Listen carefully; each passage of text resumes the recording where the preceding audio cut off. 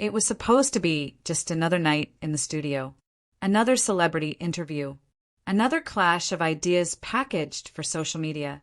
But when Clint Eastwood sat down for a conversation with Madison Steele on her hit show The Unfiltered Truth, the audience had no idea they were about to witness a moment that would ripple far beyond the studio walls. The show was known for its bold host, Madison Steele, a sharp, media-savvy figure with a reputation for dismantling her guests with surgical precision. Over the past 5 years, she had carved out a reputation for viral takedowns, cornering politicians, influencers, and cultural figures alike. She was young, brilliant, and unapologetically confrontational. Some praised her courage. Others called her arrogant. But one thing was certain. When Madison sat across from someone, it wasn't just an interview. It was an event. And tonight was her biggest yet. Sitting across from her was a living legend. Clint Eastwood, actor, director, icon. 94 years old and still carrying himself with that quiet gravity that had made him famous for generations. He didn't need an introduction. His presence alone was enough to tilt the energy of the room. And Madison could feel it. Her team was prepped, the cameras were rolling, and social media managers stood by, ready to clip the most incendiary moments. They were waiting for that spark, that viral flash that would dominate headlines by morning. Clint Eastwood entered slowly, his movements deliberate, almost serene. But there was no mistaking the weight behind them. He didn't speak much as he took his seat, but he didn't have to. Even in silence, he commanded attention. As he settled into his chair, Madison's eyes caught something. A glint of silver beneath his collar, a small, worn cross necklace. It was simple, unassuming, but to Madison it was an opening. She leaned forward just slightly, her tone light, almost teasing. "Clint," she said, "what's with the cross? Didn't peg you for the jewelry type." A few laughs scattered across the audience. Innocent enough. The kind of line that might disarm a guest, lead into something deeper. But this wasn't just a joke. Madison had found her angle. Faith, especially the traditional kind, was a topic rarely touched in Hollywood, and even more rarely defended. This was her moment. Clint didn't respond immediately. He simply sat there, calm, unmoved, letting the question hang in the air.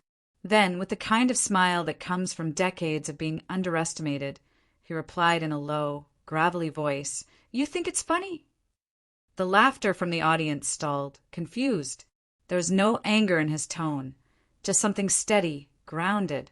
Madison blinked, caught slightly off guard. "I just think it's a little surprising," she offered. "Faith isn't exactly trending these days." She tried to keep her voice casual, but the shift was already happening. Clint looked at her, not with challenge, but with a kind of patient clarity. And then he answered simply, "That's why I don't care what Hollywood thinks."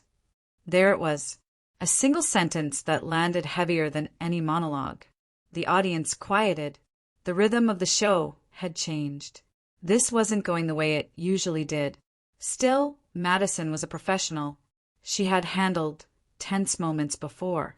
She smiled, gesturing again to the necklace, as if to reclaim the tone. "Come on, Clint. Isn't it a little outdated?" "A little. I don't know, out of touch." Laughter stirred again, more hesitant this time. Clint didn't flinch. Instead, he reached up, took the cross gently between his fingers, and spoke. "This was my father's," he said. "He wore it every day of his life. When he passed, I kept it, not because it looks good, not because it's fashionable, but because it reminds me of who I am." The words were soft, unadorned, but they dropped like stone in water. The audience leaned in. Even Madison, master of control, seemed to falter. Her smirk slipped just a little. This wasn't going the way she had planned. Trying to recover, she leaned back slightly. "Look, I respect Faith." "I do," she said, adjusting her tone. "But haven't we kind of moved past needing things like that? Symbols, beliefs. Isn't it all a little archaic?" She shrugged, offering a smile meant to diffuse the tension. But the words sounded more like defense than critique. Clint watched her. He didn't challenge her point. He didn't raise his voice. He simply repeated what she had said, slow and deliberate, moved past needing faith. Then, after a pause that made the room hold its breath, he asked, "Tell me something, sweetheart, what do you believe in?" Silence. A real silence. The kind that fills a room when everyone realizes something just got very real. Madison hesitated. Just for a second, a flicker of uncertainty crossed her face. And Clint saw it. Everyone saw it. He didn't press. He didn't need to. He just delivered the final blow with calm finality. Because if you don't stand for something, you'll fall for anything. And just like that, the entire interview changed.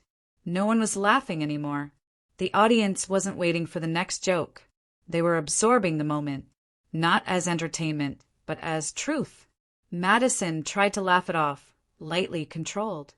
"I wasn't trying to be disrespectful, Clint," she said, her voice warmer now. "I just think it's an interesting choice for someone like you." Clint gave a small shrug.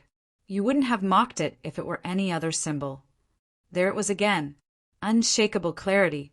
No anger. No insult. Just a plain observation that hit with unflinching force. Madison's shoulders stiffened. She knew he was right. The audience knew it too. But she couldn't say it.